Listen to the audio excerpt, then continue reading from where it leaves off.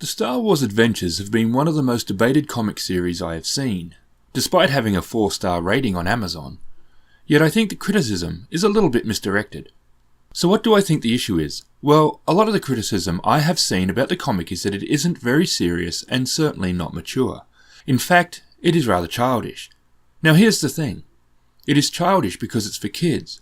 So with that being said, if you don't like it because you feel it isn't a good kids book, or don't think the art is good, criticism along these lines, and I think that it is totally fair enough. If it's being judged on something it isn't, then that's a different story. Now I do think that the excuse of "it is for kids" gets used a lot. Just because something is aimed at kids doesn't mean it should not be good, and there are certainly times when that doesn't feel the case. We can be forgiving of titles for children, but there is a certain standard that should still be met. So how does this compare? As an overall package, I think it's alright. It won't do as an introduction to Star Wars, as it's not good enough for that. Rebels or Clone Wars for younger audiences might be better.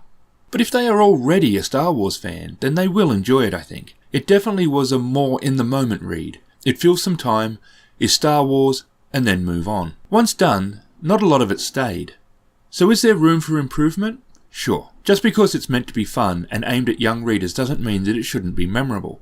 The art is a fun cartoon style. It's not meant to be taken too seriously, and the art reflects that. I liked the cover a lot. At the back there are 8 poster pics and a handful of character pics with bios. I really did think these were cool. The posters are fun, and each one is a different concept. The stories are a bit mixed. It opens with R2 and C-3PO talking directly to the reader. This breaking the fourth wall was a bit panto, but it's probably fine for a kid, and I don't really think I can hold it against the book. That section outlined really quickly, and without giving anything away, some of the stories that will be coming in other volumes. The main story in Volume 1 is about Rey, and it isn't bad. It was a fun romp on Jakku, and in a very small way showed a bit more about some of the characters there, which is a good thing. While it is not overly deep, I think if your little boy or girl likes Rey, then they will enjoy her story.